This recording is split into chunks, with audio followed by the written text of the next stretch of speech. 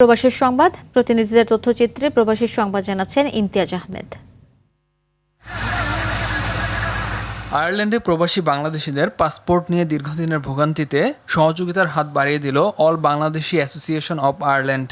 সেবা পেয়ে all Bangladeshi association of আয়ারল্যান্ডের ভূয়সী প্রশংসা করেন প্রবাসীরা। এ সময় উপস্থিত ছিলেন লন্ডনস্থ বাংলাদেশ দূতাবাসের ভারপ্রাপ্ত high commissioner doctor Nazrul Islam, Irish সরকারের সিনেটর ডি রাইন, লিমরিক কাউন্টি কাউন্সিলের মেয়র জন মোরান এবং বর্তমান কাউন্সিলর আজাদ তালুকদার।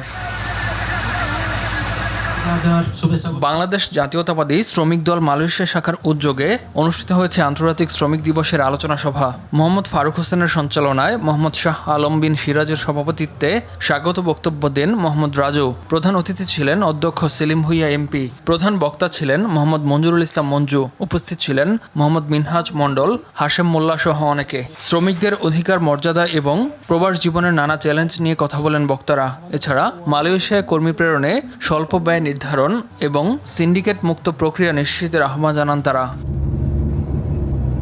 বাংলাদেশ জাতীয়তাবাদী দল বিএনপির কেন্দ্রীয় আন্তর্জাতিক বিষয়ক সম্পাদক আহমেদ আলী মুকিবের সৌদি আরব আগমন উপলক্ষে সংবর্ধনার আয়োজন করেছে মক্কা প্রাদেশিক বিএনপি ও প্রাদেশিক যুবদল। উপস্থিত ছিলেন জহির আহমেদ, শাহাবুদ্দিন, দেলোয়ার হোসাইন, আমিন তালুকদার, দিদারুল ইসলাম, গাজী কামাল, ফাহাদ সহ অনেকে।